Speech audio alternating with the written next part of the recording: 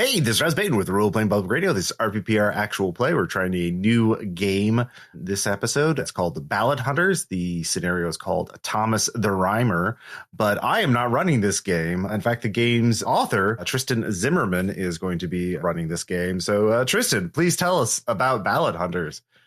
Well, first off, Ross, thank you so much for having me here. I'm very grateful and super excited to run this game for y'all. Ballad Hunters is set in England and Scotland in the year 1813. Points of reference from the era include Pride and Prejudice, Jonathan Strange and Mr. Norrell, the madness of King George, the Luddites, and the Napoleonic Wars. For the rich, this is a time of splendor and elegance. For everyone else, times are hard. Across England and Scotland, the folk ballads of the common people are coming to life. Where ballads are sung, sometimes the lyrics take hold of people, forcing them to act out the events of the song. Enchanted victims take on the roles of characters in the ballads.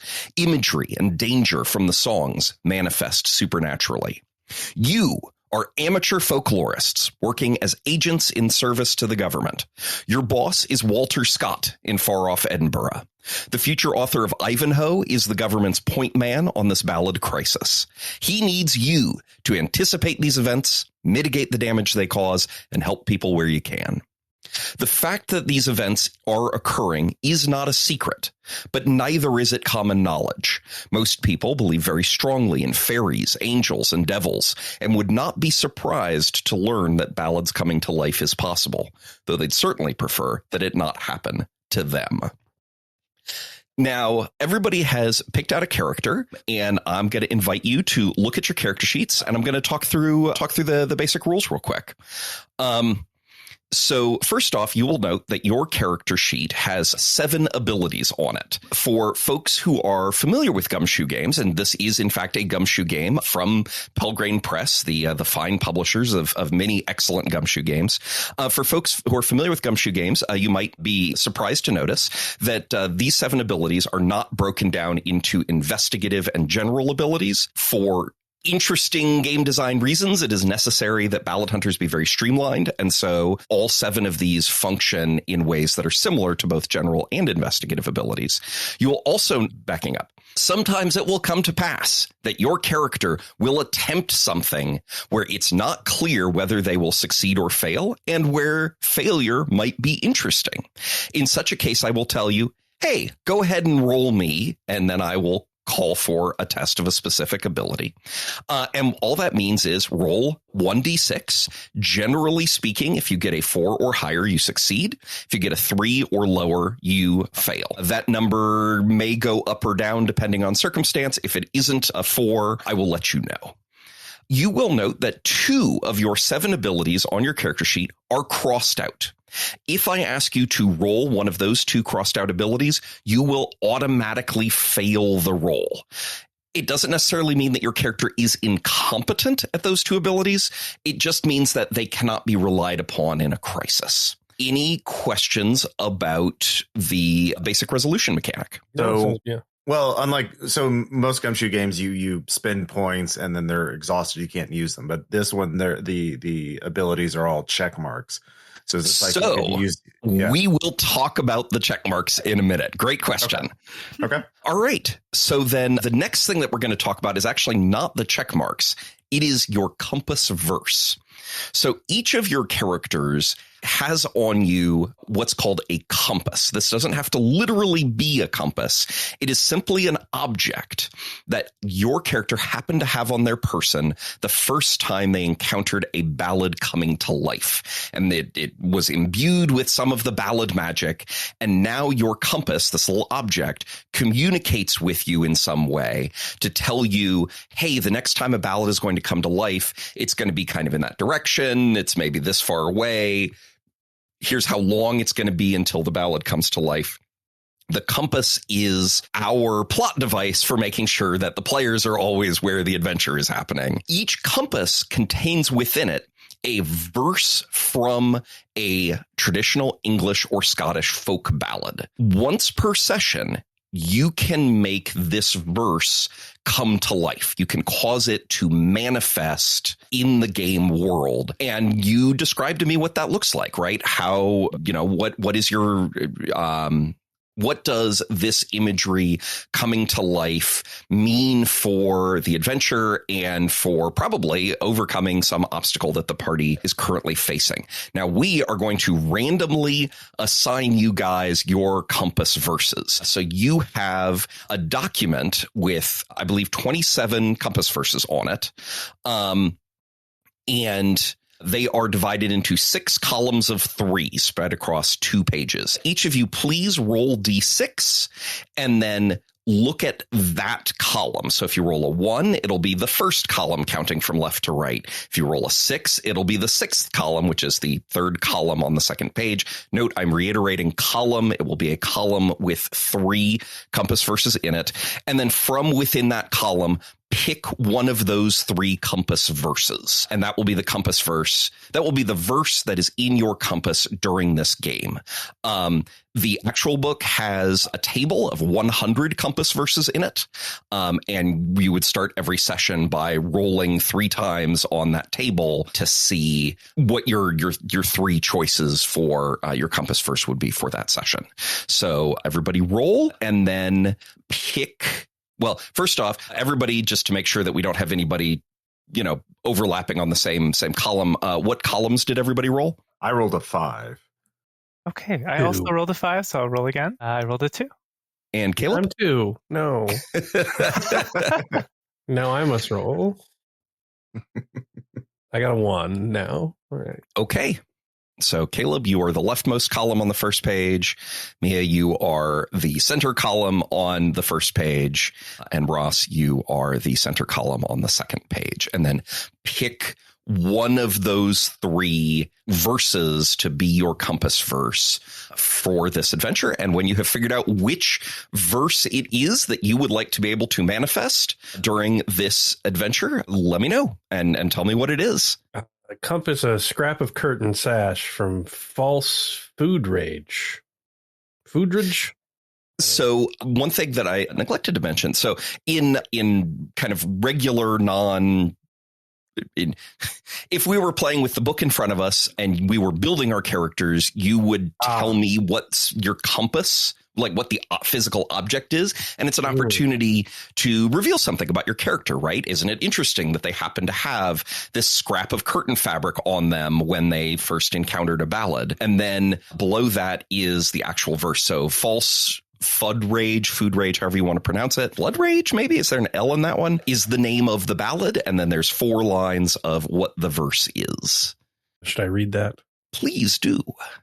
Oh, narrow, narrow is the window, and big, big am I grown, yet through the might of Our Lady, out at it she has won. All right. Damn the slant rhymes of the accent I can't reproduce. Having grad school flashbacks. Other folks, have you picked your compass verses? I'm good to go. Tell me about it. Tell me what your verse is. Sure. The listed compass is a lock of hair, and the verse is from the Unquiet Grave. The 12-month and a day being done, the dead began to speak. Oh, who sits weeping on my grave, and will not let me sleep. Fabulous. And Ross? Yeah, let's see here. I think the one that makes sense is General's Epaulette, and the ballad is the Duke of Gordon's daughter. Woe to the hills and the mountains, woe to the frost and snow. My feet are sore with going barefoot. No further am I able to go.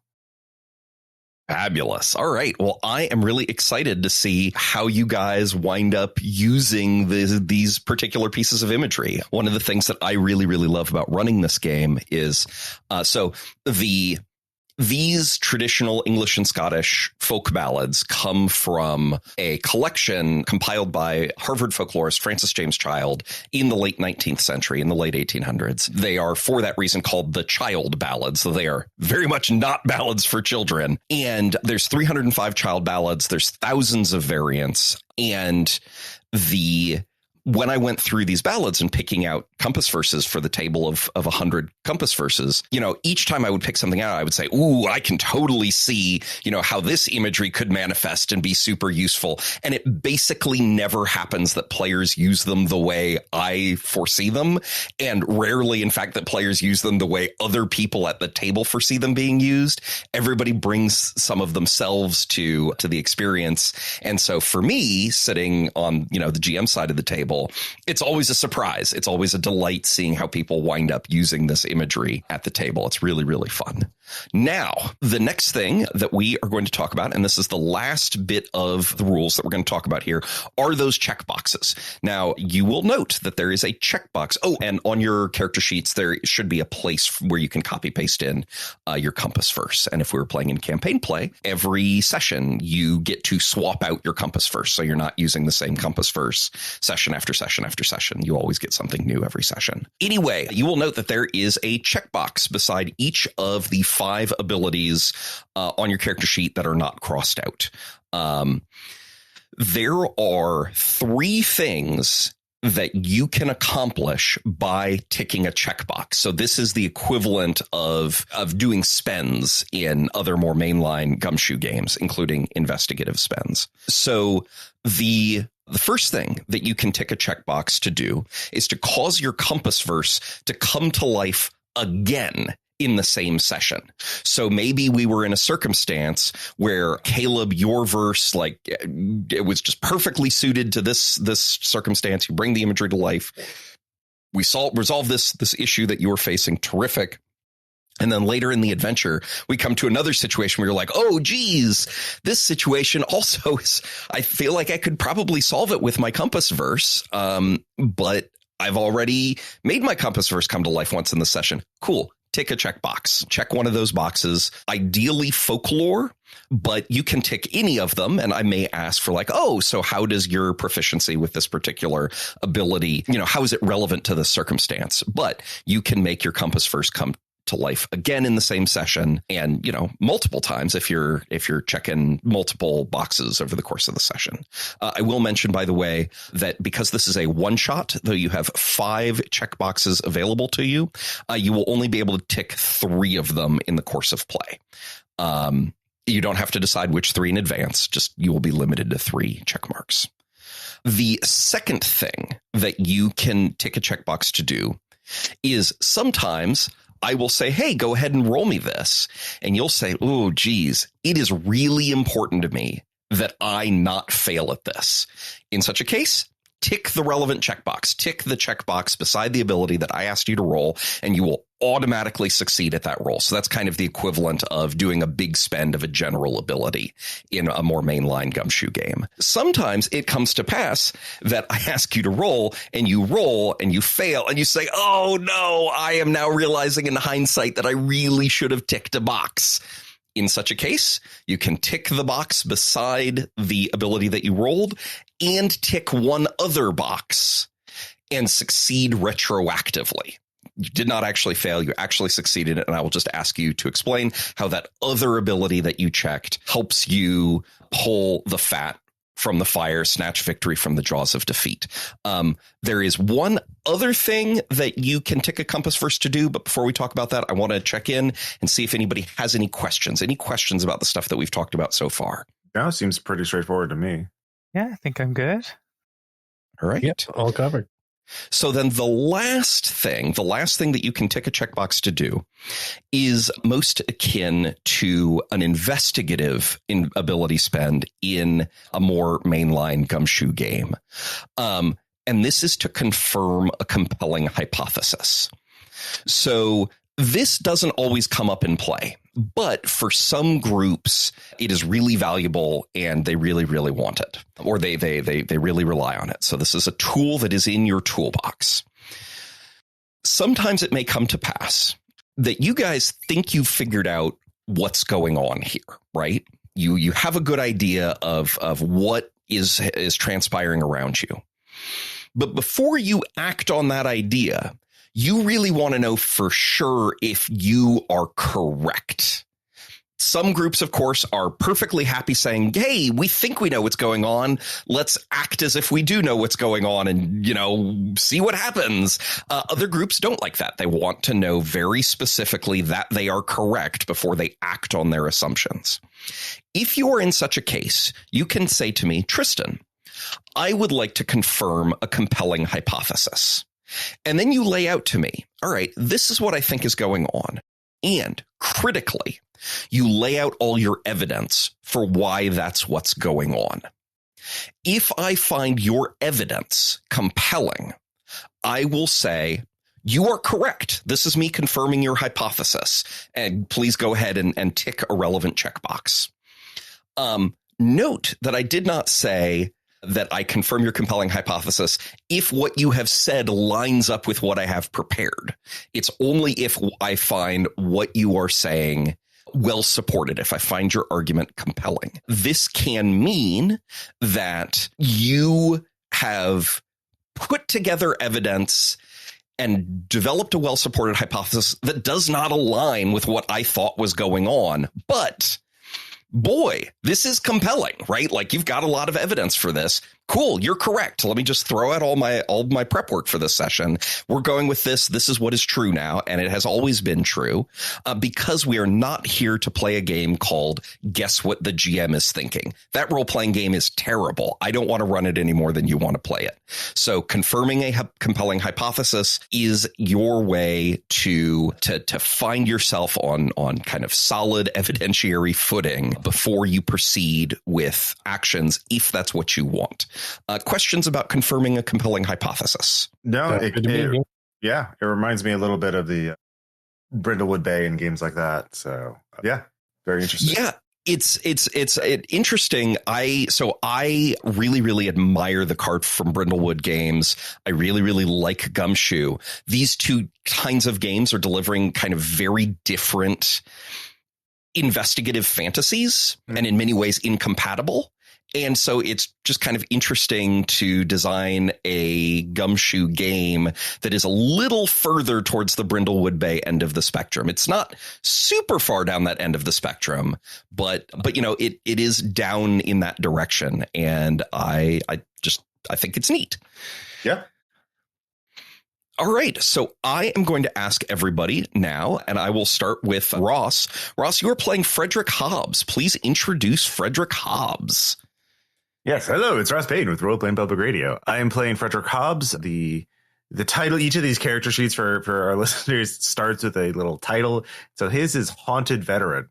Frederick here is a veteran of the Peninsular War in Spain against Napoleon. During the Corunna retreat, Frederick saw things, did things that still haunt him. He chose not to re-enlist, and now he's very grateful for the new mission to give him an opportunity to continue to serve. It's not as if Frederick had many other options. So yeah, if I'm lucky, Frederick might be able to figure out who he is outside of the context of service. So that's why I chose the general's epaulette. It's probably a bloody. Probably, some old bloodstains on that, another souvenir from the retreat. And the abilities that are crossed out are lower class and upper class. So, yeah. Fabulous. Caleb, can you please introduce Jane Ingram?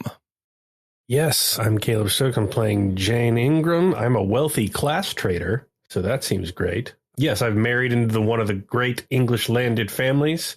And I have quietly busied myself ever since, funneling as much of their resources as I can into worthy causes to assuage my guilt at the way that my family lives. So yeah, I have athletics crossed out because I appear to be quite a bit older, and skullduggery. So I'm going to put that one to the test. I feel like it could probably work some way in there. Yeah. And speaking of putting crossed out abilities to the test, just FYI, if I ask you to, roll an ability and that ability is crossed out, you are within your rights to tell me, Tristan, I think you have misunderstood what it is that I'm trying to do here. I'm not doing skullduggery.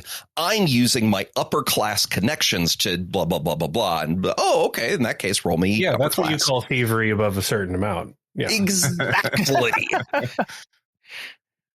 And Mia, could you introduce us to Rosie Grace? Of course. Hi, I'm Mia Miyagi, and today I'm playing Rosie Grace, the mixed-up revelator. She is a little unusual for this time period because she is an autodidact. She taught herself how to read. She's read the Bible multiple times, as well as every book she could get her hands on, and has sort of jumbled it all together into an internally consistent but externally inscrutable cosmology on how the world works, which I'm choosing to interpret as, since it says here that she also raises cattle and works on a farm, I choose to believe that she thinks that the blades of grass that the cattle choose to eat are God's typewriters putting a divine message in the fields of the earth, and if only one could invent some sort of flying machine to read it. And it says here that she tries to explain the way she sees the world to others, but nobody gets it, which I think fits that very well. She's bad at cruelty and being upper class, as you might imagine. Absolutely fabulous. So before we begin play, last opportunity for any questions. All right. So we begin with you guys as a party. You've worked together before. This is not your first rodeo. You have faced down many a ballad come to life so far. You have, come to rely upon one another. Actually, since this is role-playing public radio, this is a decent platform for me to say many people have described this as like song-based Regency Delta Green, which, not a terrible analogy. So you guys are in Edinburgh. You are dining with your patron, Walter Scott. Walter Scott, the future author of Ivanhoe. He's not yet Sir Walter Scott. He is, in 1813, kind of the most publicly preeminent scholar of English and Scottish folk ballads. And so when these ballads started coming to life in ways that are causing serious problems, right? Like people are getting hurt, people are getting killed. This needs to be addressed. The government said, Walter Scott, you're the point man. You're the guy in charge. And in real history, Walter Scott was lame in his right leg, which made traveling often difficult for him. And so that's where you guys come in. You are a bunch of folklorists. You we're all handpicked by Mr. Scott, and you are currently dining with him. You are dining at his home in Edinburgh. And also at the dinner is another guest. He is wearing the uniform of a British Army colonel, which is a remarkable uniform in this period. It's all red and bold red cloth and medals and all sorts of things. He looks like he stepped out of a Jane Austen period piece movie. And he's seated at the table, and Mr. Scott introduces him to you as, this is Colonel Fitzroy. Colonel Fitzroy was close friends with the late lamented Princess Amelia, the king's final child.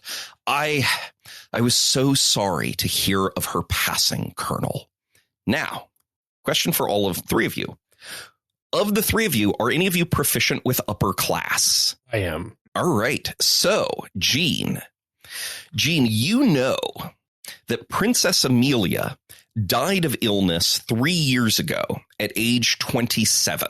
She had a reputation for wildness and independence of thought, and her father, the King George III, is fully insane and is probably unaware that she is dead. And your patron, Mr. Scott, has just thrust you all into an awkward situation by bringing this topic up. What would you like to do about it? Is this one of those, how can I diffuse?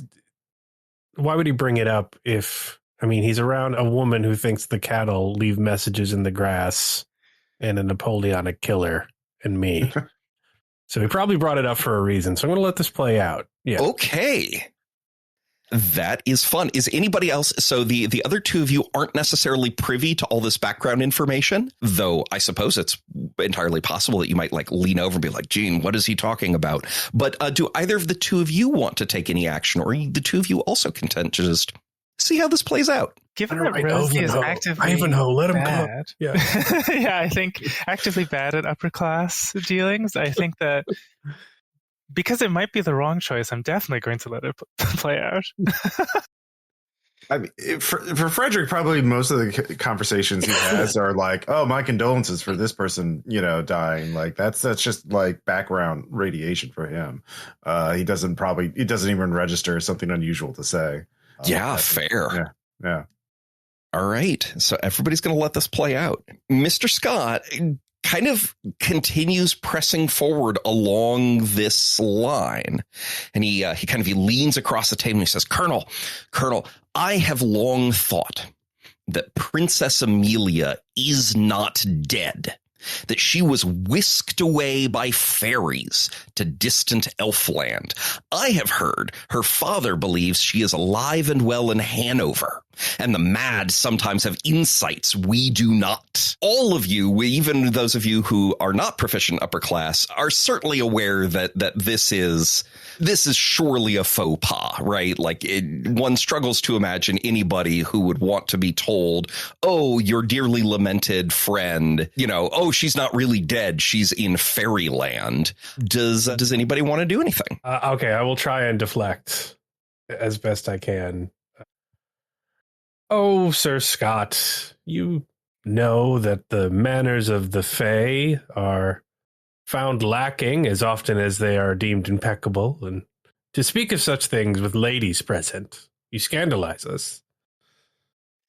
Okay, I love it. I make a motion with my soup spoon. Please roll me kind. I'm only too kind, so that's so. Yeah. Okay, so you roll a 2.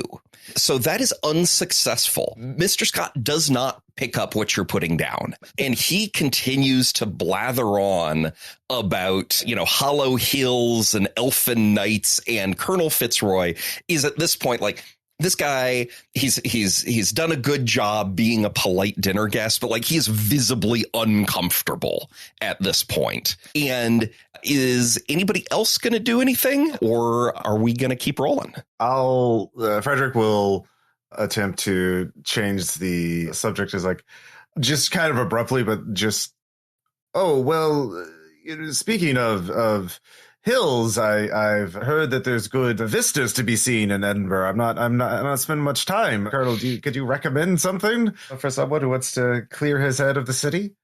Vistas, do go on. Go ahead and roll me kind. 4. All right, so this finally cuts through, and I'm going to make a note of that. Frederick endears himself to Colonel Fitzroy. So you finally managed to cut through, distract the good Mr. Scott, and Mr. Scott starts talking about, oh, well, obviously you have to go up to this hill and look out over this district. And, you have managed, you've caught him on a topic that he very clearly just loves to talk about. He's very fond of this, his city. And at this point, all of your compasses suddenly alert you that a ballad is about to come to life. And like just up the way, just down the way. And actually, I'll twig off something that Caleb just dropped in the chat. Just FYI, there is not a Mrs. Fitzroy here. Weird. Mr. Fitzroy is unaccompanied. He does talk about vistas. Yeah, there is not. He does not wear a wedding band. But yeah, so your compasses indicate that that a ballad is about to be sung and then come to life, like just down the street, and it's going to happen like momentarily. What do you guys want to do about it, Mr. Scott? I hate to interrupt, but I believe duty calls. I will. We should retire now. And I would just get up and excuse myself and just like, yeah, we need to get the fuck out of here. Well, yeah, great. He's my ride. So I'm afraid I must also make my excuses. Lovely dinner. Thank you for your hospitality. I hope you don't mind if I take this with me. Just grab some food or something to take along. Your uniform is so very red. Good job. Compliments to you, Ted. Anyway, off we go. just hurriedly gathering my things. All right. So you guys rush down the lane and find that that your compasses are leading you towards a home where the door is open and people are passing in and out. And inside, in the front room of the home, there is a wake being held. There is an old woman lying in her coffin for the wake. And as you guys rush in, some of the mourners begin to sing a song. Now, all of your investigators know what is going to happen next. The ballad will come to life. Interrupting this song will not stop the magic. It will only stop you from learning the lyrics before they begin to recapitulate. So I will ask each of you to pull up the lyrics sheet that I sent out for the lyrics to the song Thomas the Rhymer, child ballad number 37. If we were playing in person, this would be the part where I say, hey, do we want to sing some of this song together at the table? Singing together over the internet is considerably more complicated and difficult. I'm not going to advocate for it in this particular context, but it can be done, and the rule book does include advice for how to do it. And lots of advice for how to do it in person, because singing together with either friends or strangers is enormous fun. All that said, what we're going to do for this is we're just going to go around the metaphorical table, and each of us is going to read a verse. There are a bunch of verses. This is one of the longer ballads included in the book. The book, by the way, includes about 24 child ballads. Half of them are presented with fully developed one-session adventures, and the other half are presented as, hey, here's a ballad you could build your own adventure around, and here's some advice on how you might do it. But this one has 19 verses, and we're just going to go in Discord order, except I will go first. I will read a verse, and then we're going to go in Discord order, each reading a verse until we have read all the verses aloud. So, any questions about that before I begin? Okay. True Thomas lay on Huntley Bank. A fairly he spied with his and there he saw a lady bright come riding down by the Eildon tree. Her shirt was of the grass green silk, her mantle of the velvet fine. At ilkatet of her horse's mane hung 50 silver bells and 9. True Thomas, he pulled off his cap and louted low upon his knee. All hail, thou mighty Queen of Heaven, for thy peer on earth I never did see. Oh no, Thomas, she said, that name does not belong to me. I am but the Queen of fair Elfland, that am hither come to visit thee. Harp and carp, Thomas, she said, harp and carp along with me, and if you dare to kiss my lips, sure of your body I will be. Betide me weal, betide me woe, that weird shall never daunten me. Sign he has kissed her rosy lips, all underneath the Eildon tree. Now ye mun gong with me, she said, True Thomas, ye mun gong with me. And ye mun serve me 7 years, through weal or woe as chanced to be. He mounted on her milk-white steed. She's taken True Thomas up behind, and whenever her bridle rung, the steed flew faster than the wind. Lie down now, True Thomas, and lean your head upon my knee. Abide and rest a little space, and I will show ye Fairlies 3. O see ye not you narrow road, so thick beset with thorns and briars? That is the path of righteousness, though after it but few inquires. And see ye not that broad road that lies across the lily leven? That is the path of wickedness, though some call it the road to heaven. And see ye not that bonny road that winds upon the ferny brae? That is the road to fair Elfland, where thou and I this night maun gae. But True Thomas, ye maun hold your tongue, whatever ye may hear or see.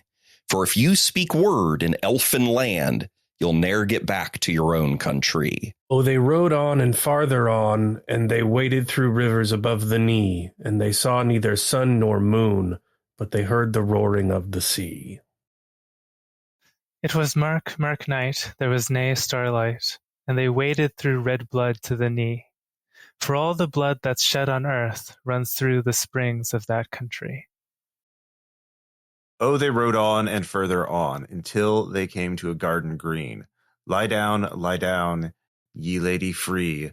Some of that fruit let me pull to thee. Oh no, true Thomas, she said, that fruit mun not be touched by thee.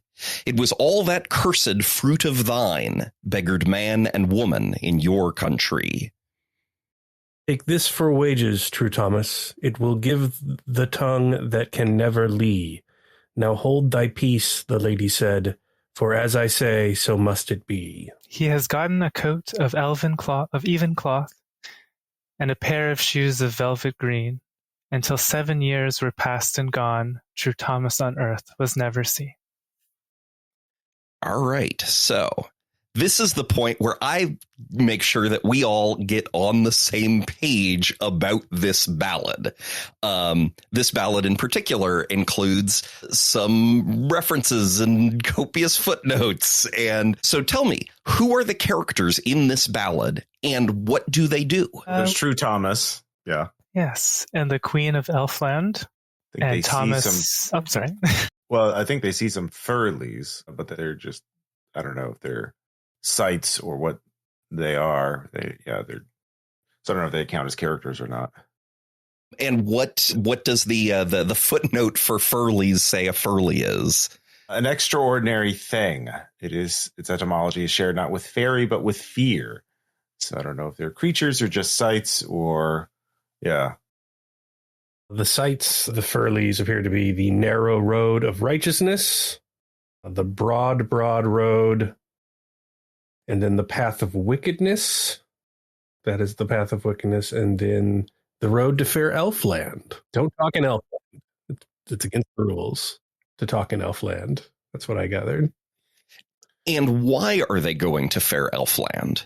Thomas kisses the Queen of Elfland and is bade to serve her. Is that correct? Yeah, basically. Yeah, I think Thomas kisses the Queen, and that's the price is 7 years of service without saying a word through weal and woe. And I believe in exchange at the end he is given the gift of prophecy. Yes, the tongue that can never lie, the tongue that can never lie. Prophecy. Oh, plus some new clothes. Yes. That's very important. And some drip, of course. Yeah. And one final thing that I'll ask for clarification on, because it sounds like everybody's pretty much on the same page here. One final thing that I'll ask for clarification on. What's the deal with this fruit that he is bade not to mess with? I assume it's the... Oh, good. There's a footnote as well. The fruit of knowledge. Yeah. Yeah, I guess it is. Yeah, the proverbial forbidden fruit. All right. So they encounter, in the course of their travels together, they encounter the tree of knowledge, the fruit of the tree of the knowledge of good and evil. There we go. So all that said, when the singing at the wake ends, your investigators briefly feel like you're in free fall. And then you find yourself standing in a completely different room.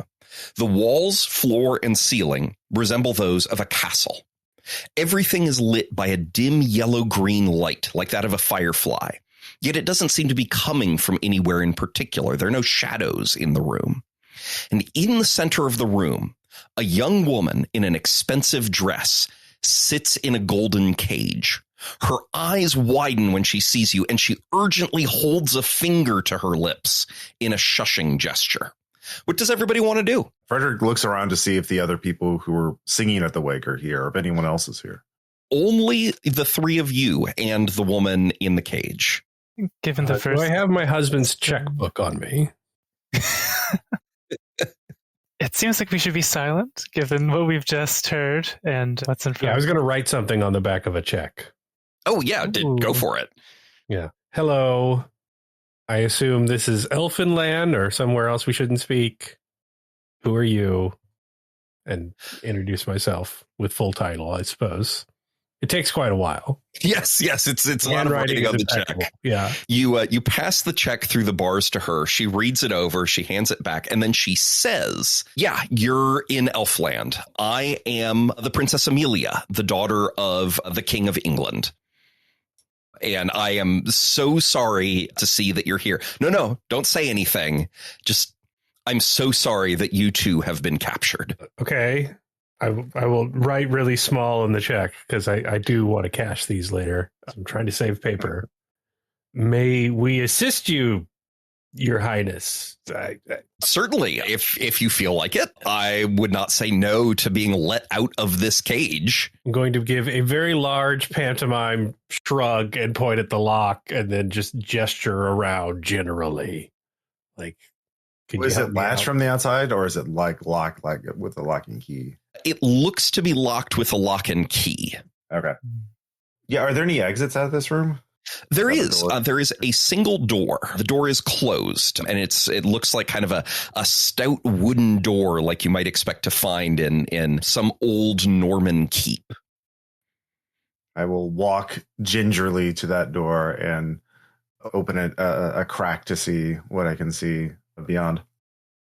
So what you see beyond is a hallway that is also lit in the same kind of eerie green-yellow light that comes from everywhere and nowhere. The hallway seems to be from the same sort of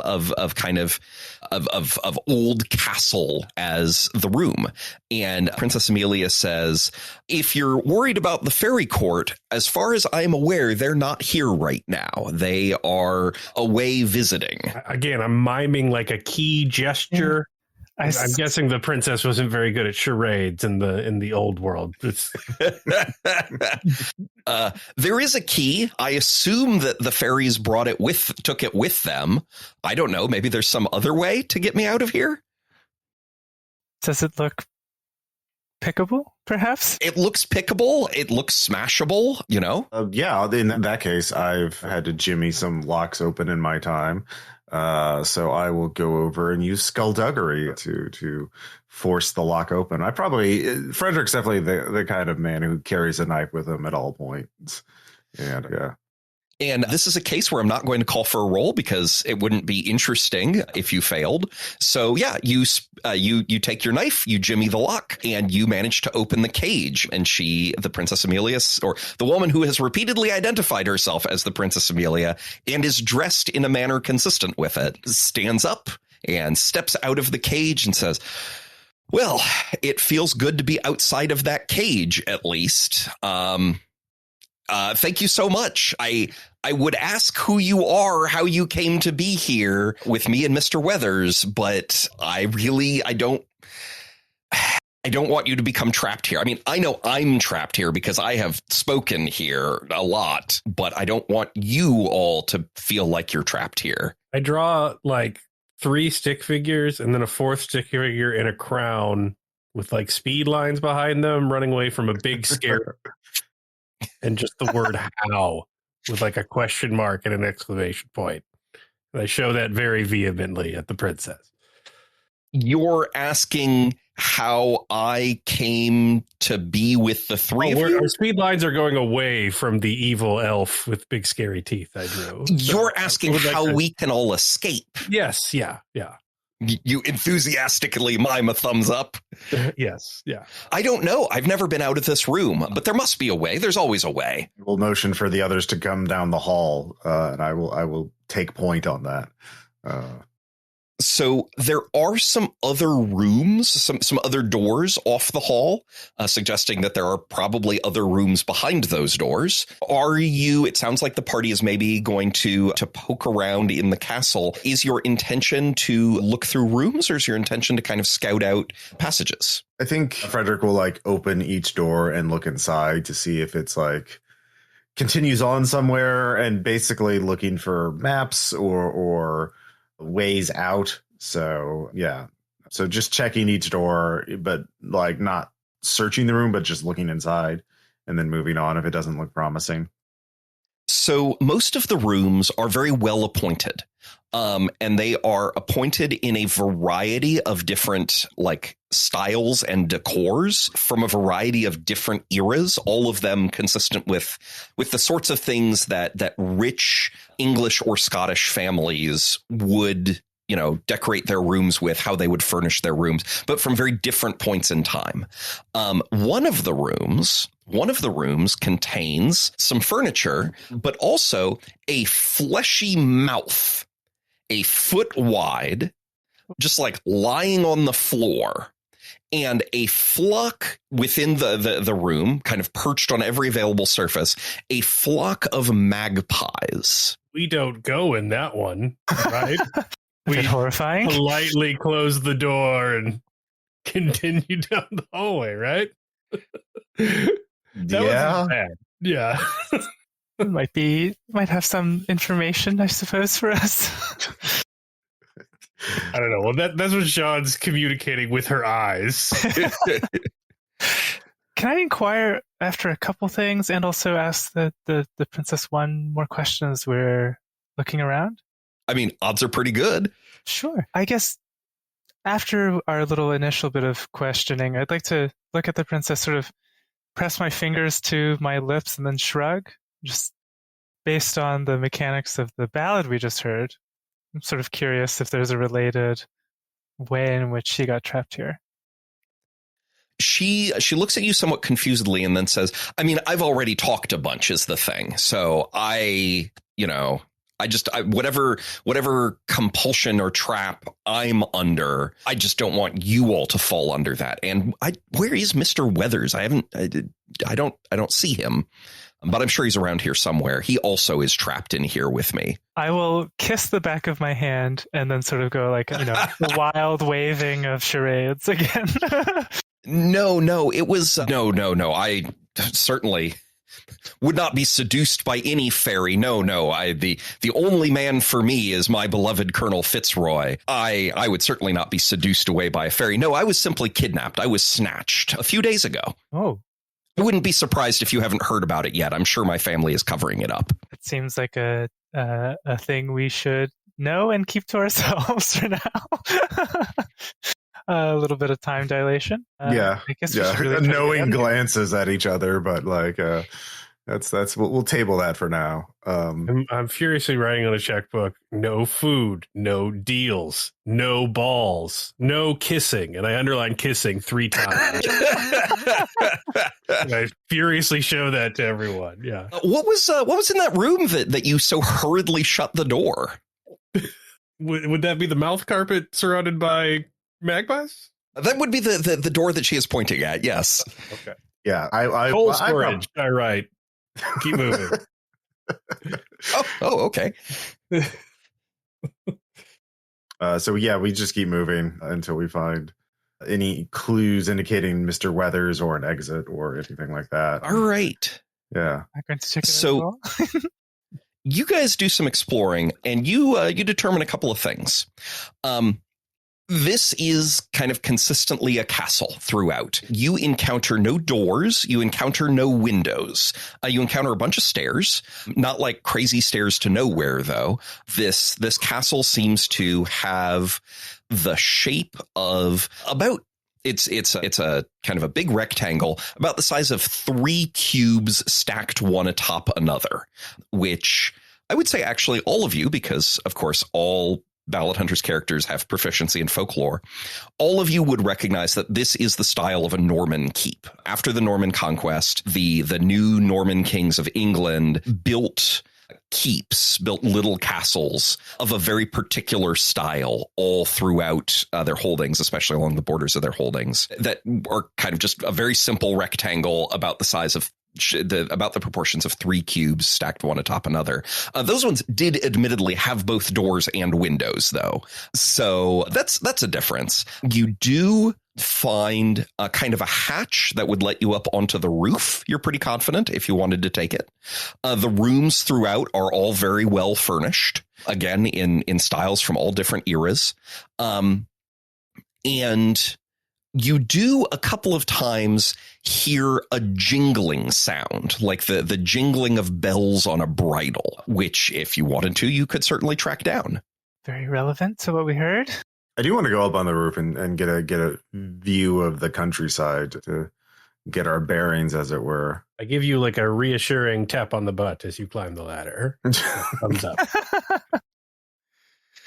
All right. You guys go up onto the roof. What you find up on the roof is that it is dark. It's pitch black up here. The only light is there is some like spilling of the eerie green light up out of the open hatch. But up top, there's no sun, there's no stars, there's no moon. It's just pitch black. You can hear out beyond the edge of the castle. You can hear what sounds like rushing water down below. Do you guys want to fumble around in the dark? Do you want to go back down below? What do you want to do? We have some leads back below still, I guess. Yeah. Ingram's not built for parkour. Just everyone. Yeah, unless we can find a candle or something, or a lantern or a torch or whatever. There's not really a point of messing around on the roof, I think. Now, we do know that there's a water source nearby, like a waterfall or a river. Can we tell like what kind of moving water it is? It sounds like a river. Okay, so there's a river nearby, which is useful. But yeah, let's maybe look for those jingling bells, because that could be the horse, or stables of some kind. Walking through the castle, walking through the fairy castle, trying to follow the jingling of the bells.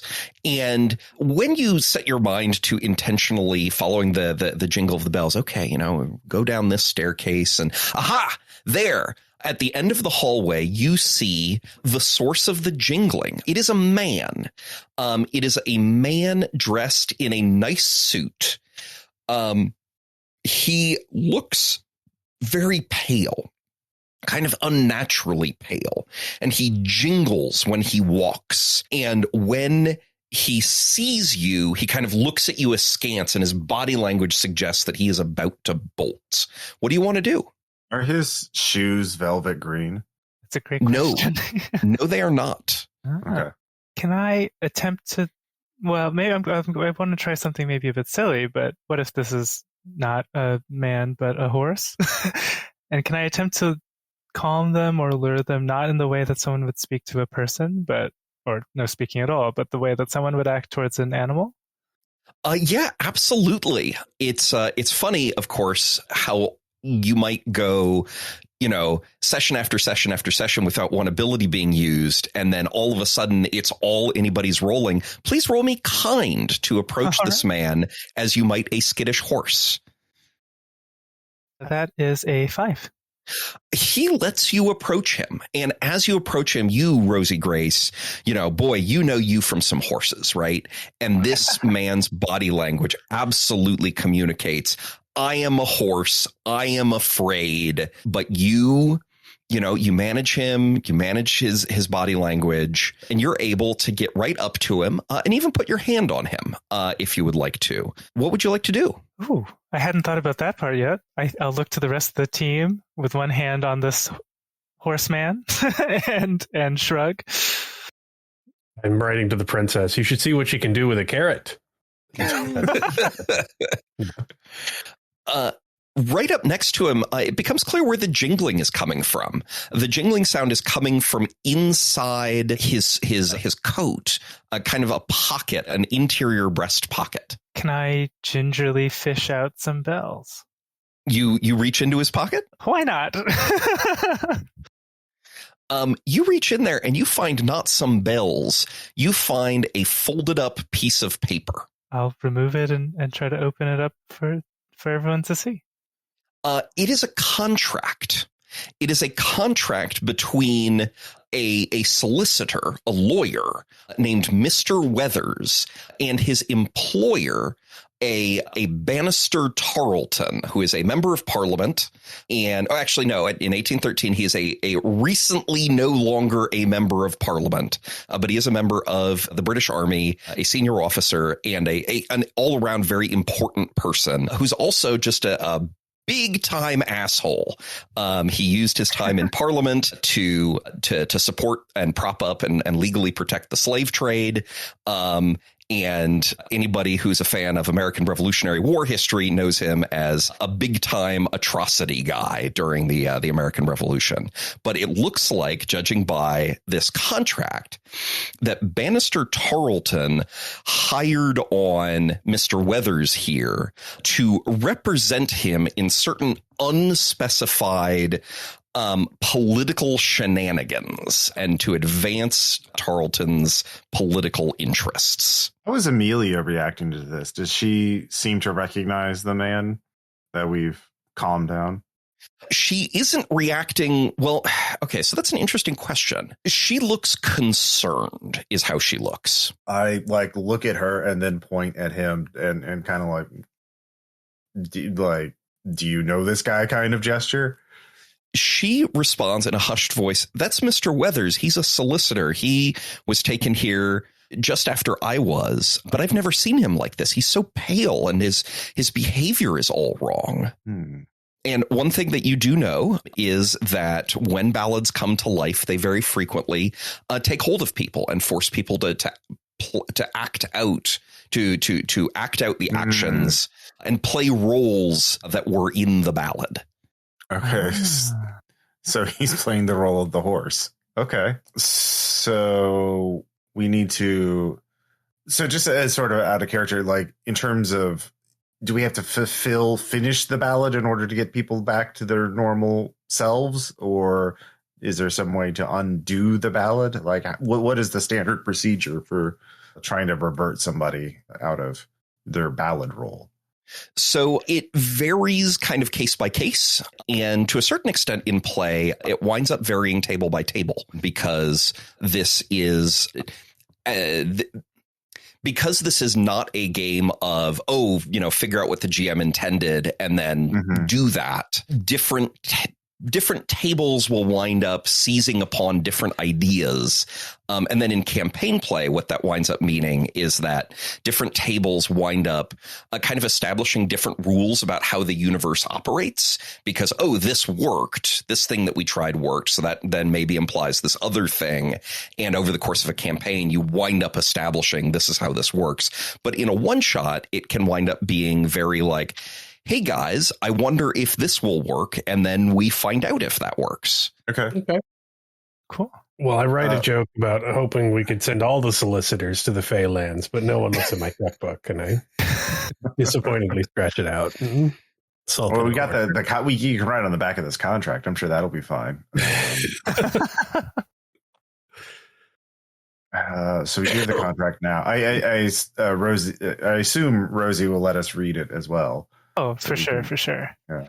Okay. So we need to. I'll point at Bannister Tarleton's name and indicating we should probably look for this guy. He's probably around here too. He may have some answers. He might have been turned into something, or maybe he's the role of Thomas. This could be fun. Do you show Princess Amelia the contract? Sure. Yeah, sure. Why not?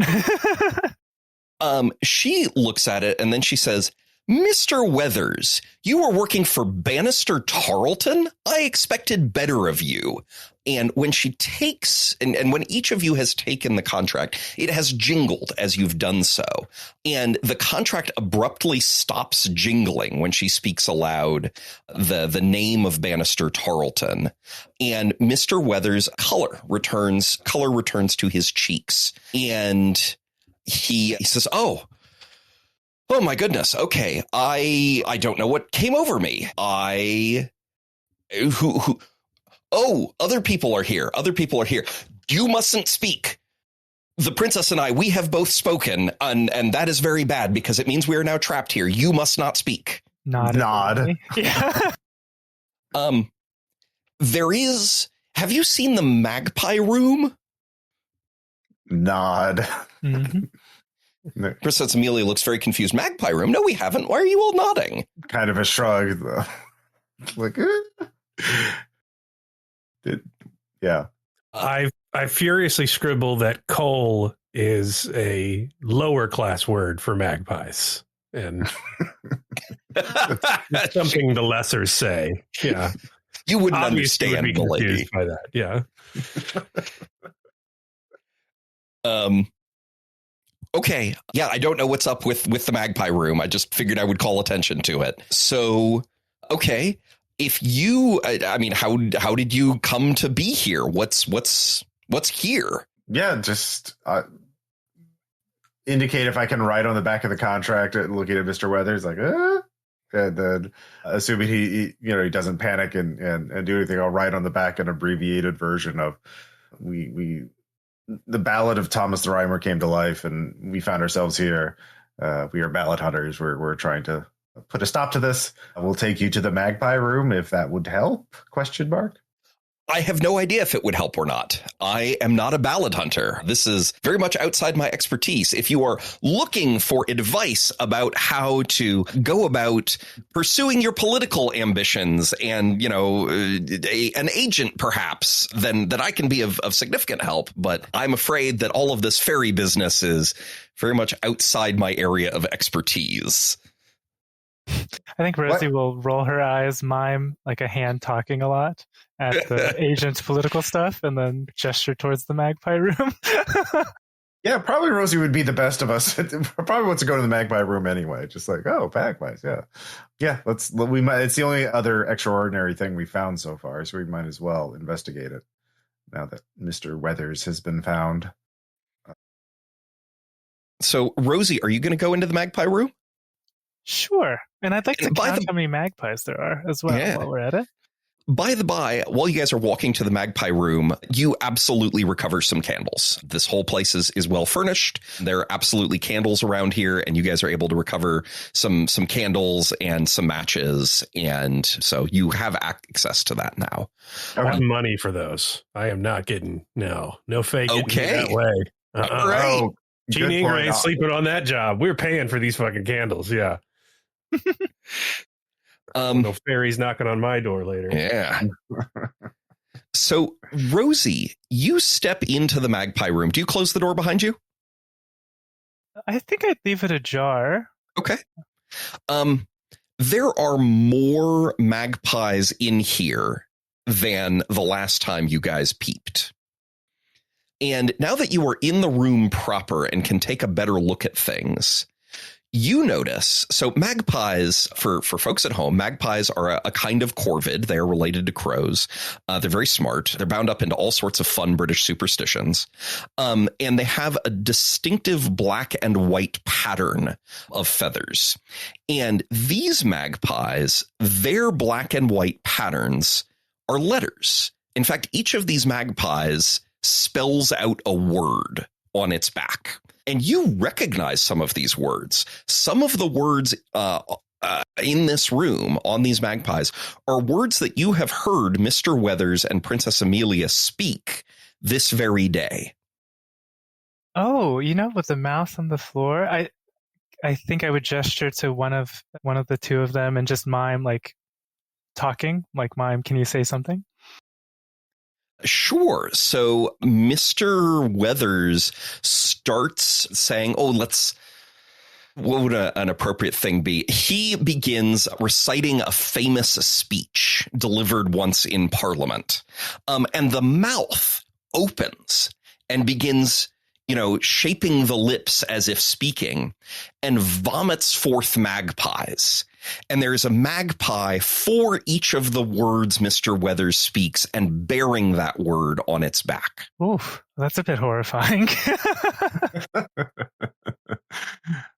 Okay. So this room is just filled with magpies. Oh my God, so many magpies. They're very well behaved. Okay. And then there's the fleshy mouth. And was there anything else of note in the room? Some furniture, which the magpies are perching on. Yeah. Okay. Interesting. Okay, if the magpies are well behaved, perhaps. Do you think we could arrange the Ballad of Thomas the Rhymer out of magpies? Would that do anything? Maybe like one verse. Let's just focus on one verse. You're going to run into some difficulty there because a lot of the language in True Thomas, at least in the version you heard, has some very particular verbiage that, I suppose you could just have somebody say the relevant words if they're not present in the room. Generally speaking, that sort of thing, you have not seen that sort of thing be effective in the past. Yeah. Okay. A more, this actually might be a good time for us to kind of talk through, because what is going on here, right? What have you guys observed when it comes to the ballad coming to life?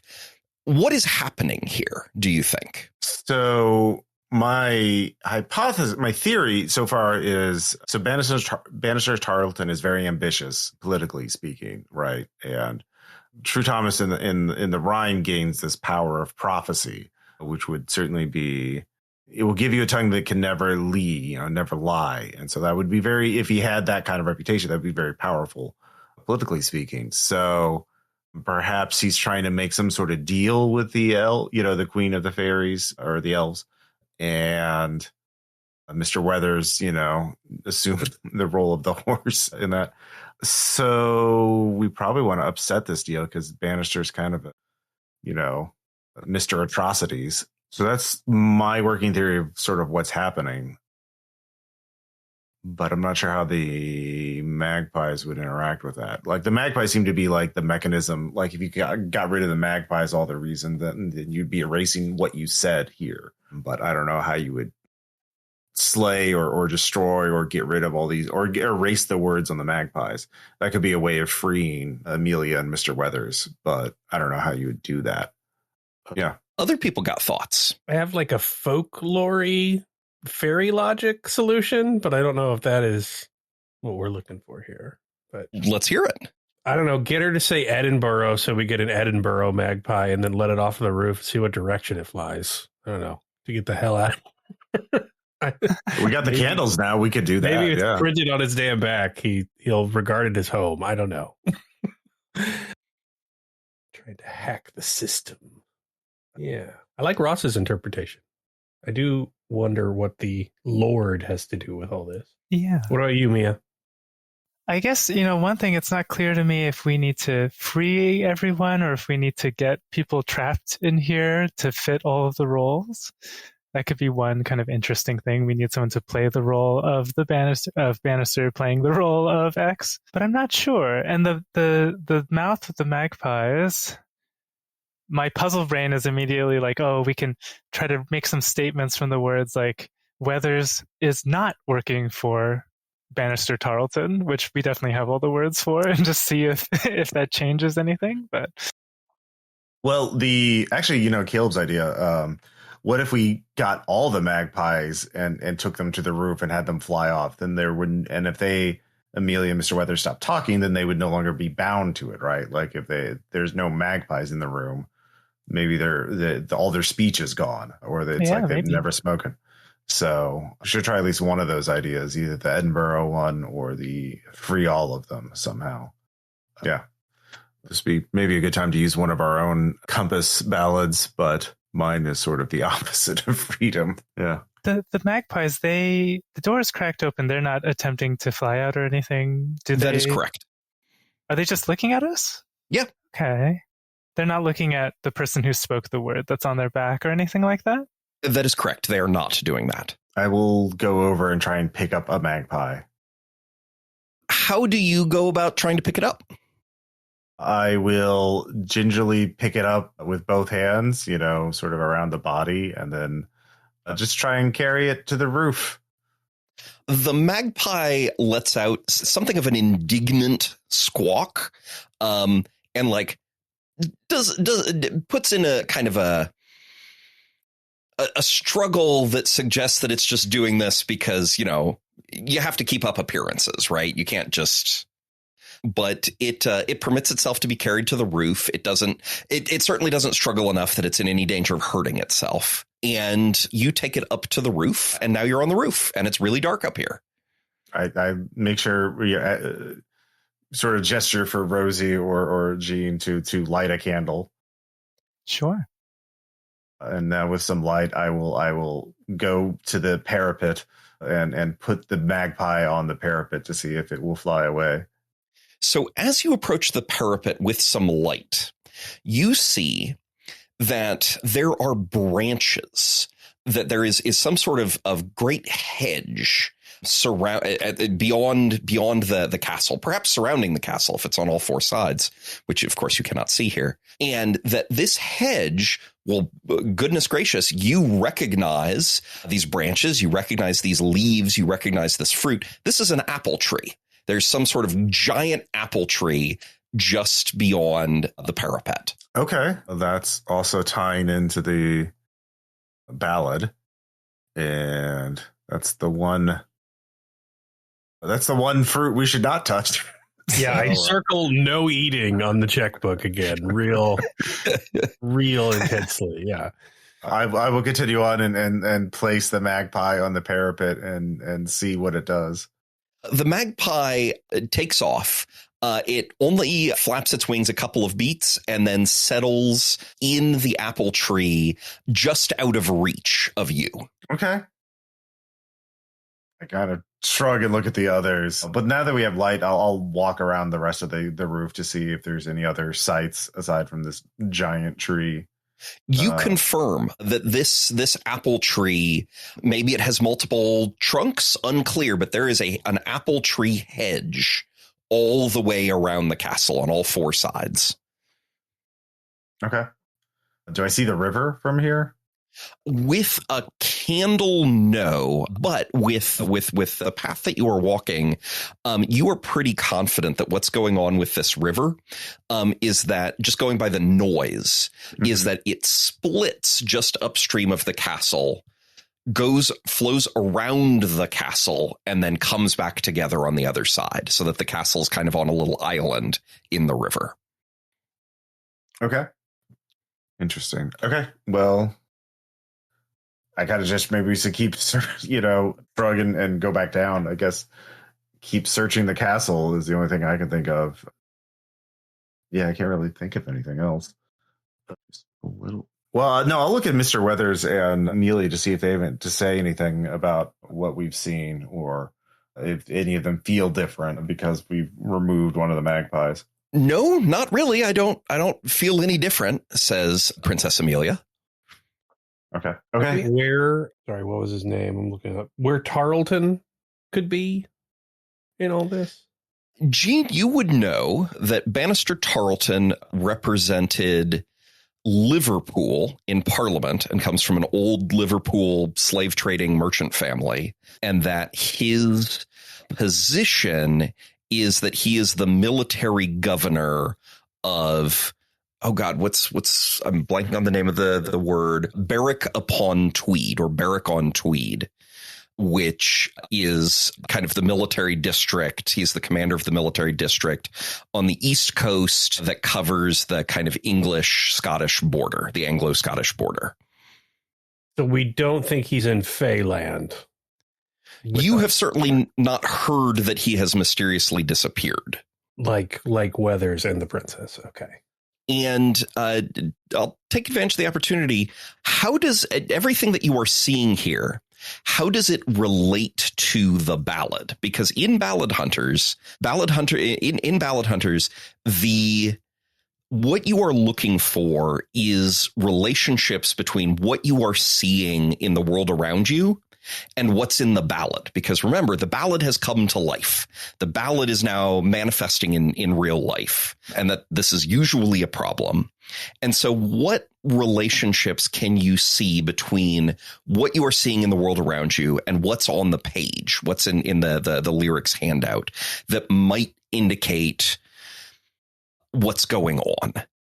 Well, we certainly have people trapped in Elfland, and they can't speak and so on. And we have, I guess, a bridle might be a symbol of ownership almost. And the sort of analog of that is this contract, which took its place for Mr. Weathers. In the ballad, it says that there was like a 7-year period where they weren't seen on Earth. And I suppose that's a week, given our sense of time here. Yeah, she didn't say she'd been gone for years. 3 days and 3 years, right?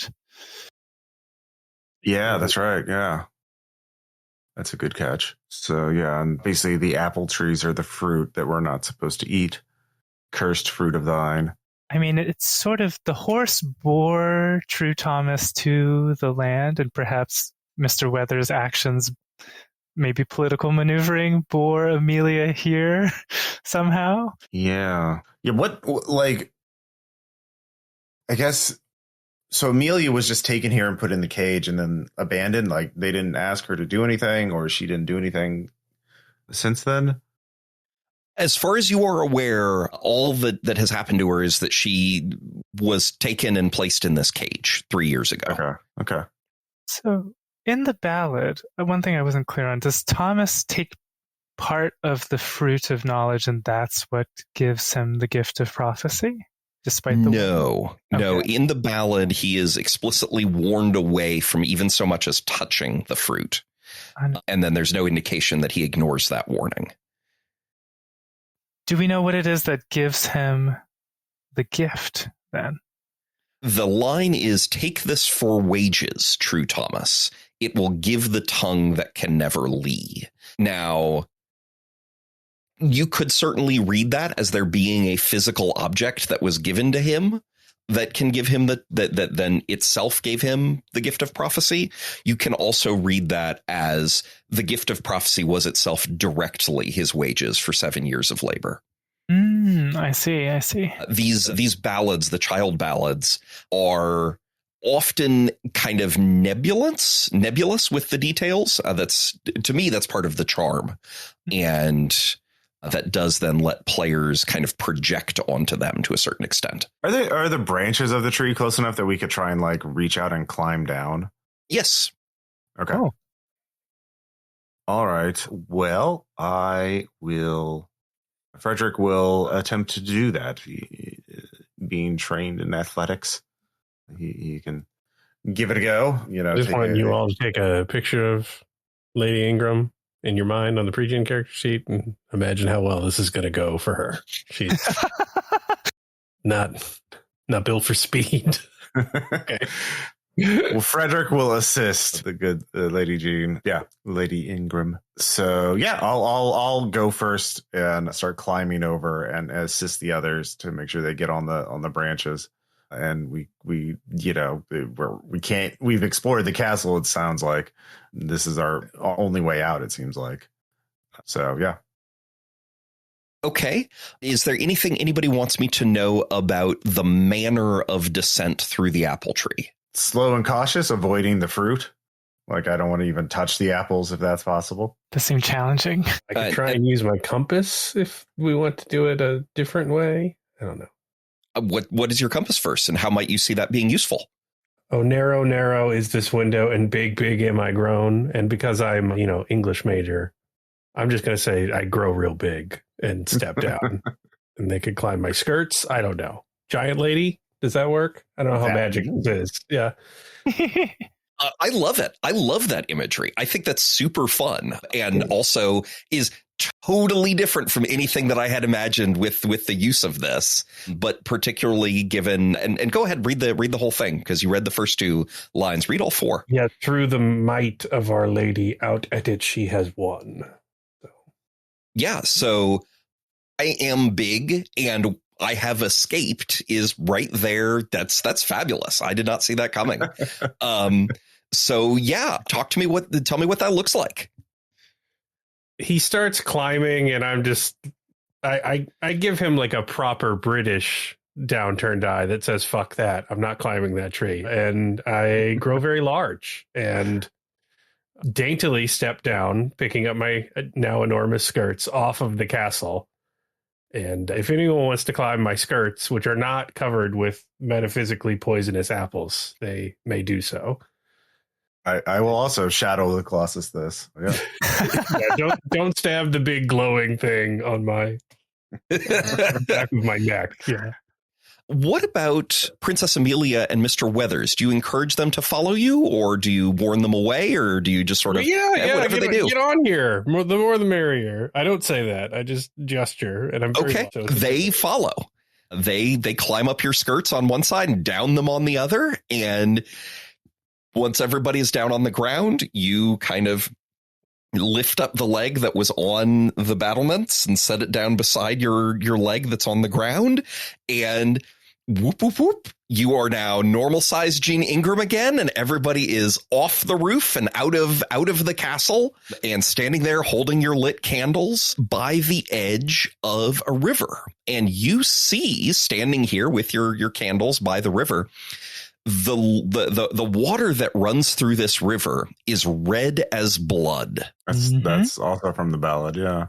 Yeah, that's the right direction. We got to go through the blood water to get back to the Scottish coast if we're reversing the ballad. Yeah. For all the blood that shed on earth runs. Oh, damn it. I should have stayed big. Could have walked around and So are you guys going to wade across the river to the other side? It's only to the knee. So yeah, that's not that. I will test it to make sure it is. This is probably not the first bloody river I've waded through. Definitely not. So I will walk in first and make sure it's only knee depth, and test the river, the floor, the to make sure it's not too slippery or whatever, and hold the candle up high so people can see me and help people as I go forward. Yeah. So the line carry us all across. As a gentleman, it's sort of his duty to carry us all individually one by one. Yeah. The line in the ballad is, and they waded through red blood to the knee. And that, in fact, lines up with your experience. It is knee deep. It has kind of a sandy bottom, so it's very easy to wade across. And you come to the other side. And when you do so, your legs are slick with blood. It is definitely blood. There is nothing else this could be. This is not red water. It's blood. Cool. Yeah, this is not disturbingly familiar for poor Frederick. So he looks a bit ashen at it, and but presses on, wanting to get far away from this bloody place. And yeah. Do we hear the river, the roaring of the sea as we leave the river? So do you keep your ears tuned for the roaring of the sea? Yeah. Yes. So you get far enough away from the river that you can hear things other than the sound of the river. And what you determine is you can hear the roaring of the sea, which is mentioned in the lyrics. And it sounds like the river, which runs around the castle, then runs a little ways further and empties into the ocean. You can't see any of this because it's dark. And if you want to confirm it, you'll have to, walk in the direction that you hear the roaring of the sea. But that's sure what it sounds like. Okay. Yeah. We'll continue on. Are there any horse tracks on our way? Ooh, good. Oh, yeah. So you go looking carefully for horse tracks? Yes. Yeah. So you find a line of horse tracks leading away from the castle and away from the sea, for that matter, and leading off into the darkness. Well, they came on a horse, so probably go that way, right? So you guys follow the line of horse tracks, and you're going the horse tracks indicate that the horse was going towards the castle. You guys are going away from the castle, and as you travel, you are confident you can see up ahead just a little bit of light on the horizon. Just kind of like a light. In fact, it's not just on the horizon. It's like in the pre-dawn hours where everything just kind of starts to turn a little bit blue and you can actually see again. And it's at about this point that Princess Amelia and Mr. Weathers say, I don't think I can go any farther. And they start kind of feeling in front of them. And by their gestures, it seems like they're feeling a wall that you cannot see. right. We should have dealt with all those magpies. I suppose we don't know what yeah. Did that bird just sit on the tree branches When Jean got real big, the bird kind of flapped away so that it was not in any danger of being, caught up in her skirts or anything, but It didn't go very far. All right. I don't want to kill a bunch of innocent fey birds or feed them to a giant mouth. So good luck, princess. I don't know what to do here. Yeah, I'm at a loss. Oh, gesture on the back of the contract for Amelia to write a letter that we can take with us to whoever she wants. At least we can send word. Yeah. So if you guys communicate, sorry, guys, we can't figure this out. I mean, whether you can figure that out or not is your business. But, what you communicate might be a separate thing. You and you can ask, hey, write letters. We can bring letters. Is that what you're suggesting?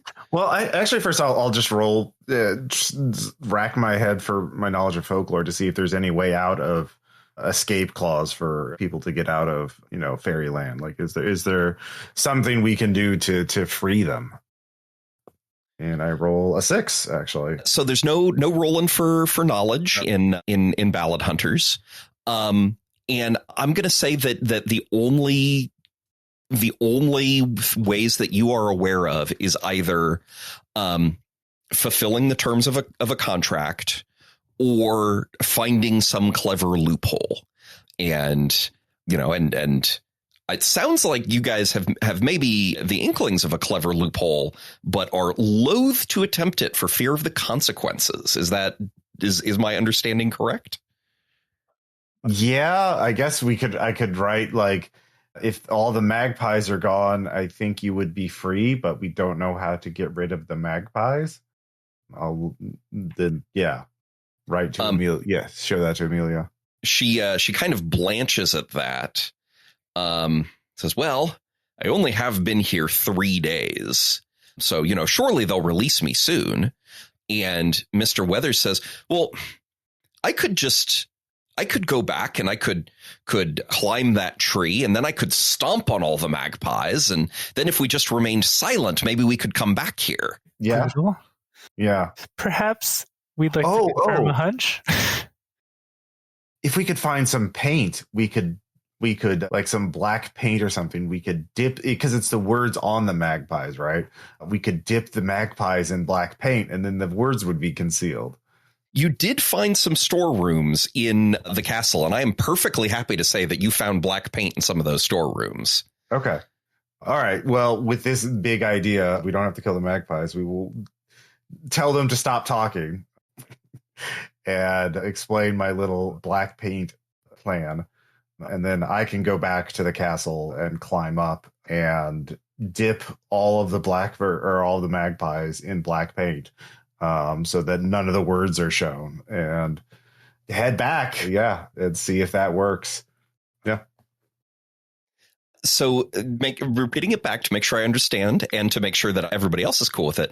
The plan is for the other 2 members of the party and for Princess Amelia and Mr. Weathers to wait here on the edge of Elfland while young, strong, former Major Frederick Hobbe goes back to the castle, climbs the apple tree, being very careful not to touch any of the apples, goes inside, paints all the magpies. Everybody's going to be real quiet during all this, so there will be no new magpies created, and then come back and rejoin the party while everybody else waits patiently. Is that a correct assessment?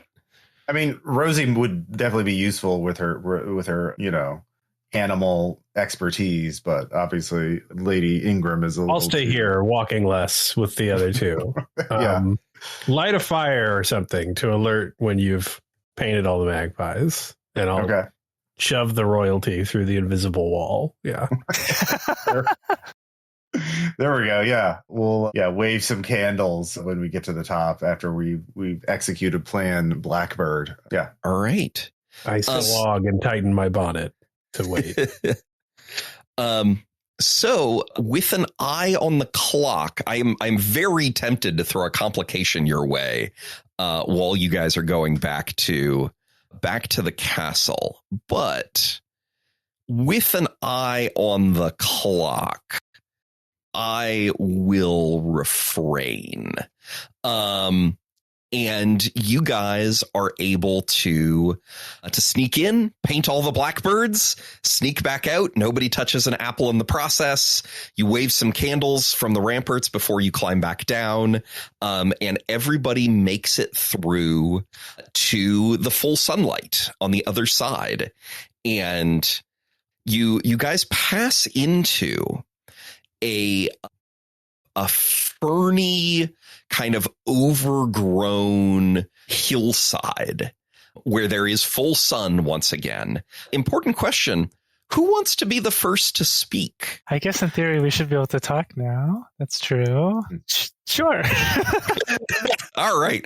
Rosie Grace, full of her confidence. She understands the way the universe works because she pulls from a great variety of sources. So what do you say? I think that I want to say a word that's very identifiable in case we need to find a magpie. And very long, I suppose. So A big magpie. A large magpie with a lot Something of Welsh. Yeah.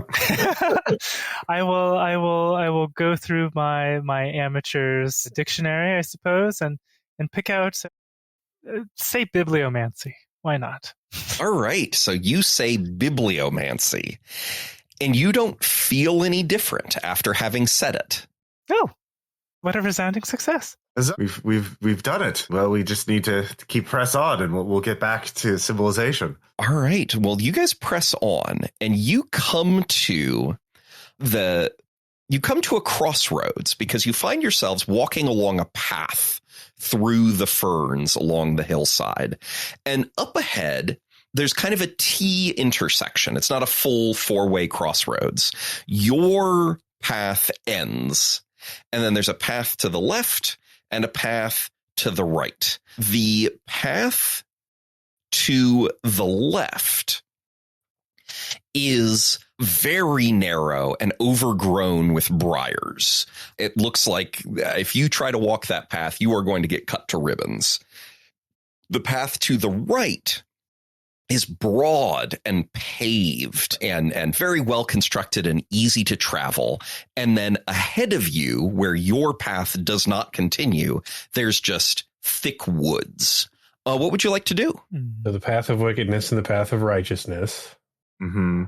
But we seek the originating path. Which might be the woods, I guess. Well, we came from the woods, though, right? Like that's You came from the ferny hillside. Yeah, we came from the first. so our two There's options. no just woods, yeah. Yeah. So Thomas rested or napped, I believe, and a path was revealed, or while the paths were revealed. Hard to untangle the causality there, but Oh, yeah. So take a nap For the folks at home, read that verse. lie down now, true Thomas, and lean your head upon my knee. Abide and rest a little space, and I will show you Fairlie's three. Being the three paths, one of which we just came from. Where are those horse tracks going? Unfortunately, you are now on hard enough packed earth that the horse did not leave distinctive prints. We'll have to ride the solicitor.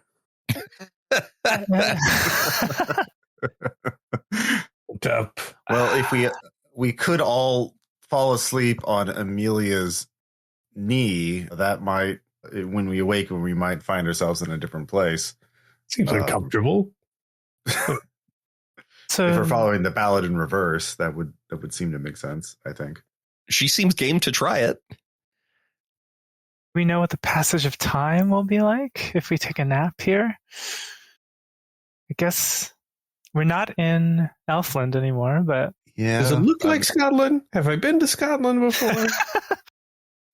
You have been to Scotland. We did start the adventure in Edinburgh, and it is akin to Scotland. There's nothing here that you can point at and be like, you would never find that in Scotland. Okay. But it is certainly more so. I have an idea to use my compass first. I'm all ears. If we're worried about time passing, so my verse is, the 12-month and a day being done, the dead began to speak. Oh, who sits weeping on my grave and will not let me sleep? And I would hope to use it such that the day or our work of rescuing them being done, kind of, huge asterisk, we do not need to sleep in order for the path to be revealed. Ooh, that's fun. Yeah, absolutely. You want to go ahead and use that compass verse? Let's do it. All right. So you go ahead, and what does it look like when you use your compass? So I believe my compass is a lock of hair. So I think, given her strange cosmology, I think it's a pillomancy kind of thing, like scattering the hair and writing in it on the ground and speaking the words. Okay. And as you do so, a path appears, and this T intersection becomes a complete 4-way crossroads, and the path leads straight through the woods ahead of you. Oh. Let's go. Good fortune. Yeah. All right. And you guys are hustling down the road, and up ahead, you see a person. There's a person coming down the road towards you. Yeah. What do you do? Can we tell what this person looks like? You kind of squint and stare, and like, she is an older woman. Amelia, Mr. Weathers, do you recognize her? Well, she's kind of far away for me to recognize, but she's not immediately jumping out at me. Okay. Well, I guess go to the other side of the road to give her space to walk by us. Okay. Continue on. I don't really. If we can see her, she can probably see us. So there's no point in trying to hide. We just have to meet this head on, I guess. She approaches, and you realize, wait a minute, we have seen this woman. This was the corpse at the wake. And she says, you, and she kind of walks up, and you 5, you're going the wrong way. Well, it depends. How do you know we're going the wrong way? We haven't told you where we're heading. Well, I died. I'm dead. And this is the direction of the path. Which path? She gestures at the path that she is on. Well, we are not dead, and we are returning. You are not dead. And you are... Do you think I could return? I think it is you have been called by the Lord. You should... Ahead, there will be a crossroads. You take the broad road that some call it the path of wickedness, though some call it the road to heaven. And the narrow road beset by thorns and briars is the path of righteousness. So up ahead, there's a crossroads, and I should take the path beset with thorns and briars? Yes, when has life ever been easy for us, dear? You got me there. That'll be no different. And it's a fork up ahead, so there's only 2 ways I could go? Well, there's a third path, but that leads to land. So no, I don't want to go to Elfland. Yeah. Tell me about it. The broad road, some call the path to heaven, but it's also a path of wickedness. So we didn't take either of those roads. So we came from Elfland and seek to return. You came from Elfland, she says, looking at you very suspiciously all of a sudden. Not by choice. We were detoured to Elfland. Merely getting back on course. Oh, well, thank you very much for the directions. Good luck on your travels. And to you. Thank you. And she continues down the road out of sight. So you guys continue through the woods until you come to a hilltop.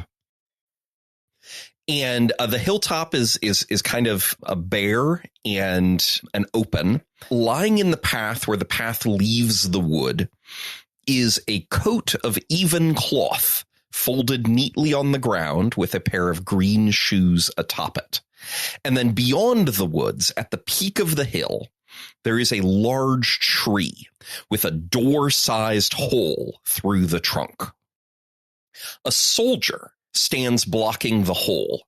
He is dressed in what you, Frederick, Major Hobbes, recognize as the green uniform of a British rifleman. It's a very new uniform introduced in the Napoleonic Wars.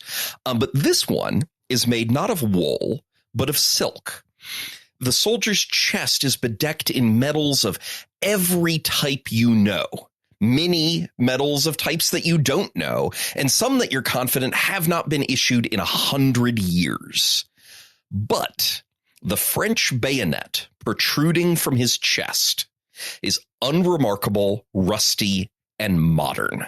The blood that wells from the wound is bright red. He intones, I am owed 7 years. What do you do? 7 years.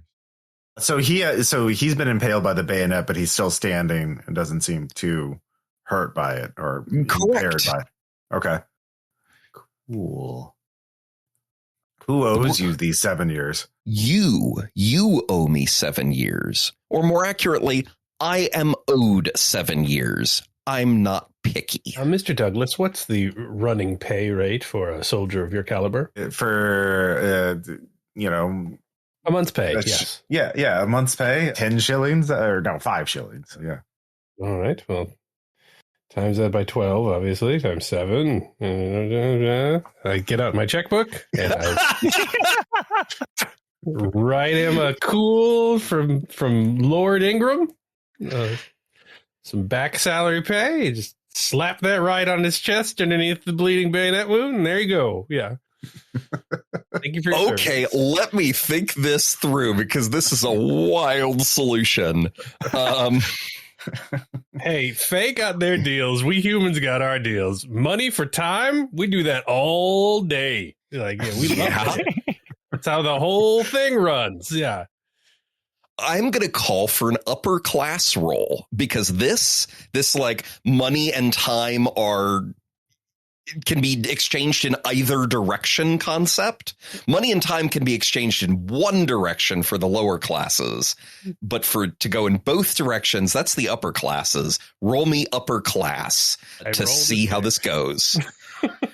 Got a 6. And you got a 6. All right. The soldier peels the handwritten note, now soaked in blood, off of his chest. And he looks at it and he holds it up in kind of a awkward fashion, but he stares at it and looks at it.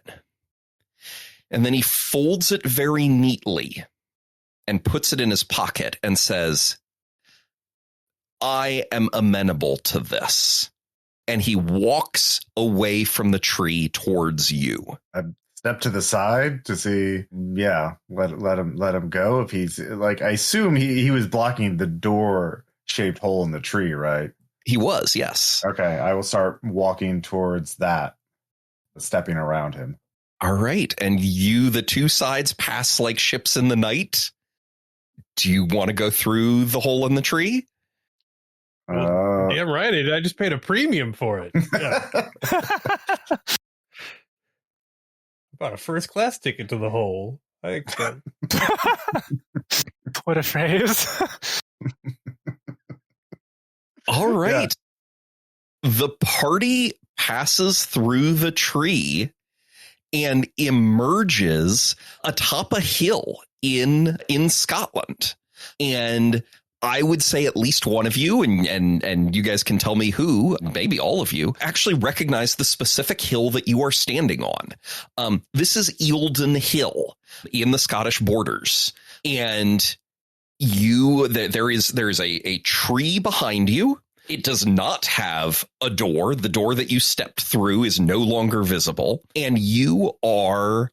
Yeah, you're standing there. You're atop Eildon Hill in the borders. And Princess Amelia, she claps and she says, oh, finally, after 3 long days trapped in Elfland, Mr. Weathers and we are free. Oh, I suppose it's 2.5 days for you, Mr. Weathers, but we are free and I can go rejoin my beloved Colonel Fitzroy.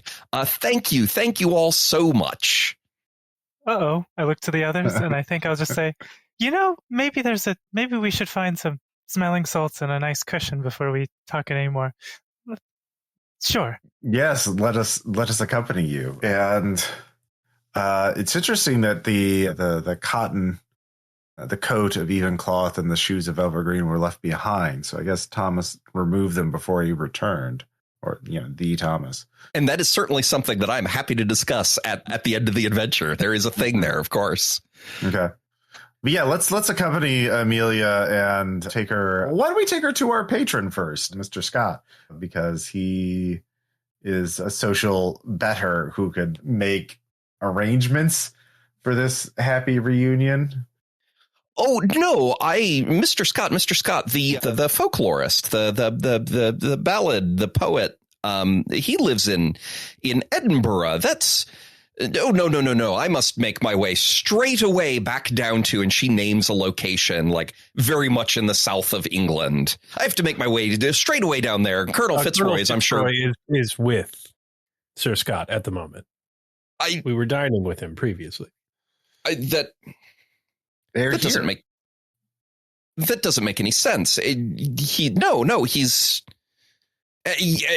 Colonel Fitzroy is, I'm sure he's combing the countryside for me down in name of place. Well, certainly that's how we found you. But I assure you, we were dispatched from Edinburgh. She looks at Mr. Weathers like, hey, does this make any sense to you? And he just kind of shrugs, says, well, you have done right by Mr. Weathers and me so far. I suppose we can keep trusting you. Should Mr. Weathers accompany us? Oh, most assuredly. Yes. And Mr. Weathers says, well, I am needed on urgent business in London. If I leave, I have an appointment in 2 days. If I leave right now, I might still be able to make it, but I suppose I can be convinced to come with all of you to Edinburgh. And okay, so you charter a coach. It's 1 day to Edinburgh by coach, and the coach drops you off right on Walter Scott's doorstep. What do you do? Knock on the door and tell the person who answers the door that it's urgent business. We must see him immediately. All right, you are seated in the sitting room. Mr. Scott clumps his way down the stairs. He has a very distinctive gait that by now all of you can recognize just by hearing it.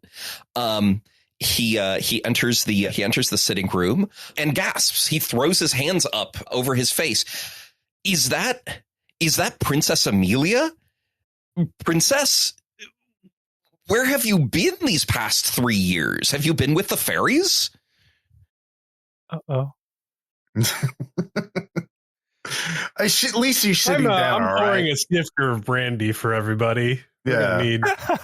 She's sitting down, brandy. And we're in a nice house. Like, it's better here than on a hill somewhere, You notice the Fae never kidnap you closer to home. You're never like visiting your in-laws and end up in your driveway.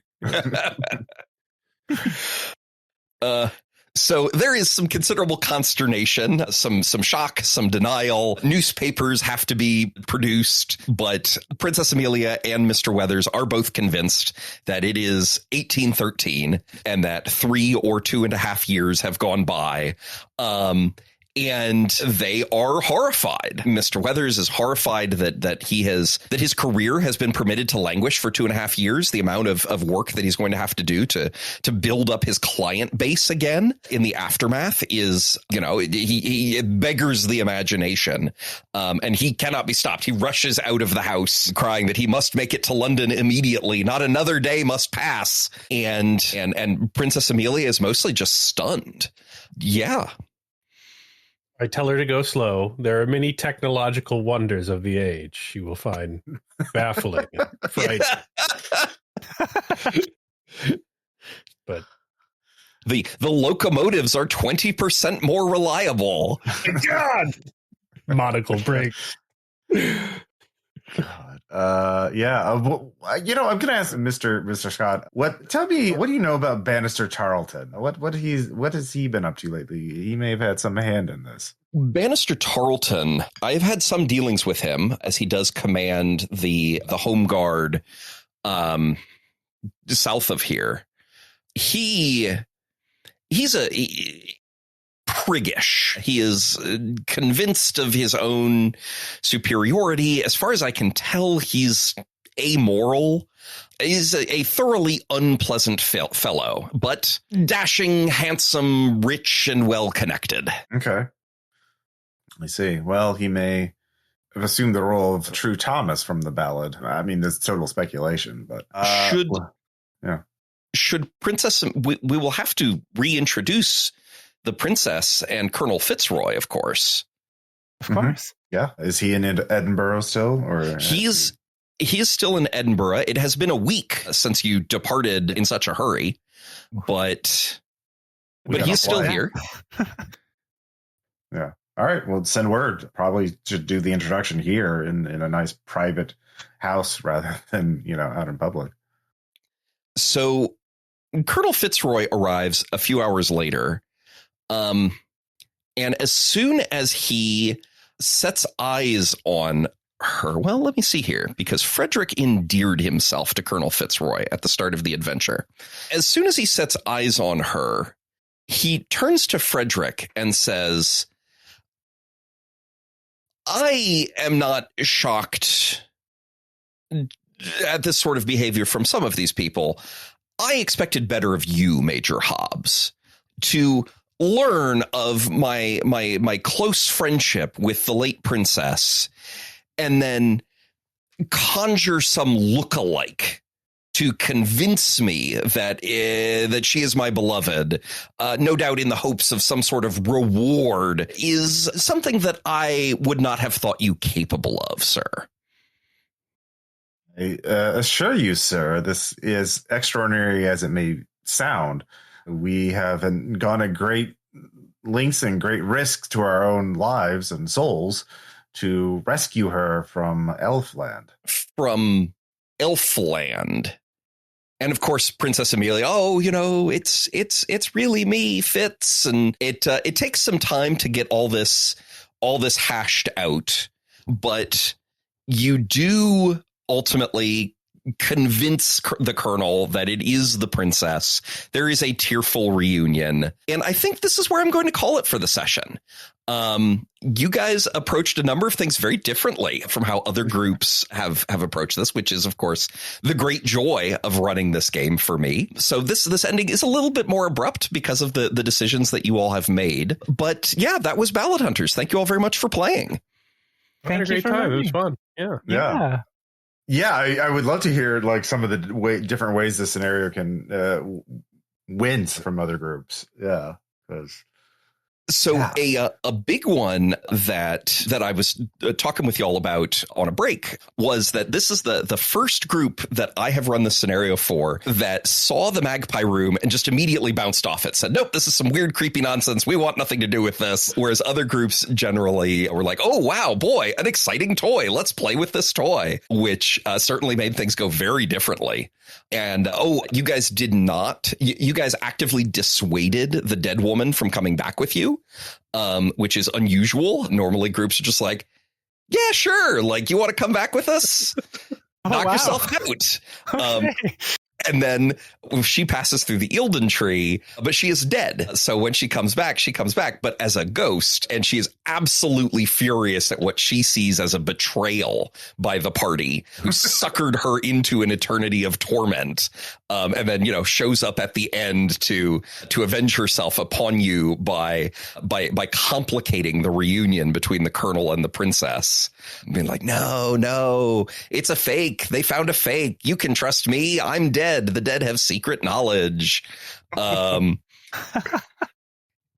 drag yourself across briars, girl. So that's what we got to do for you. But no, you guys sent her off to heaven. So that's fabulous. Yeah. See, like, artists like, if you're dead, you're dead. You can't come back, and we also don't know you. Like, my Nick Fury after credit scene is trying to explain to my husband why he just had a check cashed for 7 years of salaries for a ghost. I want to see that scene at the bank. I want to see, like, do you have to show ID for that? Like, did he sign? Like, what? Is he queued up with a bayonet in his chest? The next time you go to the bank to like settle accounts, they find that amount of money was in fact withdrawn. That, of course, it's not done by like, all right, money has been exchanged physically. It's all notes and ledgers. And the notation in the ledger is in this perfect handwriting that does not match the handwriting of anyone who works at the bank. No one at the bank remembers doing it. No one is able to track down the bank, like the bank of stars and seasons that it was supposedly transferred to. Nobody's ever heard of it. But I'm sorry, sir. You know, the money really is gone from your account. We can't just credit it back. Oh man.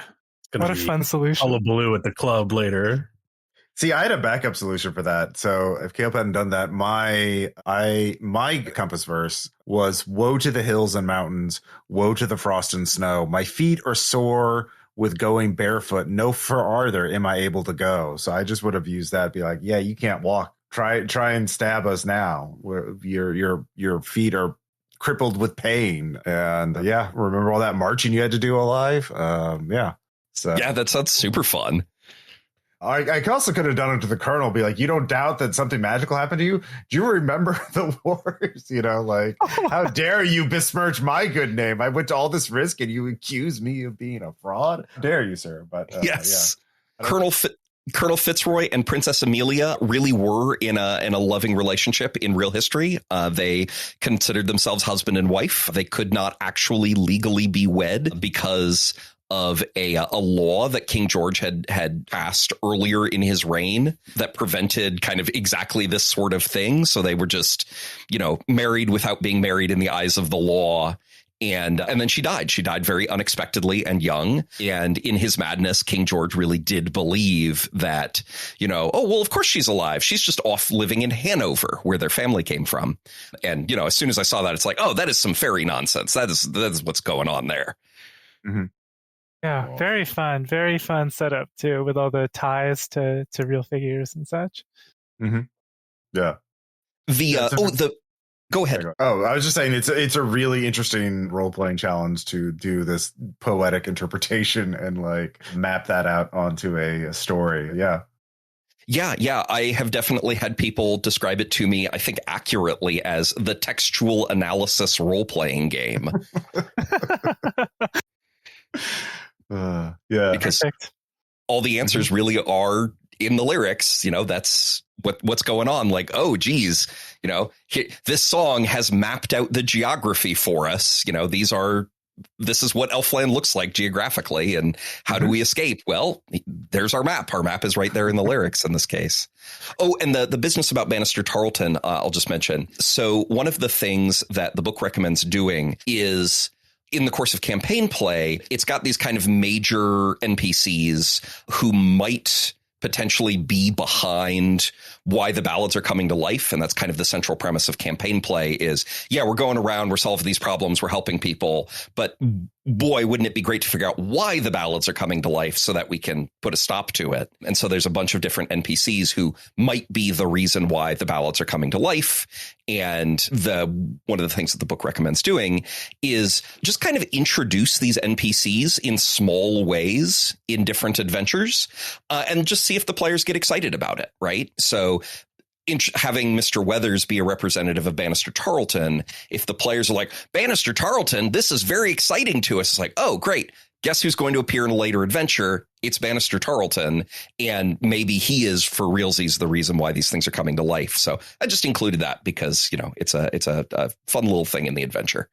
Oh, okay, cool. Yeah. Super fun. Yeah. No, I really like that. Yeah, we got to get his ass. He's clearly behind this, and he is 100%. I got to pay for all of his ballad crimes. Yeah, he's committed ballad crimes. Yeah. Let's see. Did any people really screw up in your previous runs of this scenario? Are there any really unhappy endings? I have definitely had people kind of accidentally get themselves trapped in the castle where they spoke words, and then until the issue with the mouths and the magpies is resolved, like, yeah, you're stuck in Elfland. And I've had people touch the apples.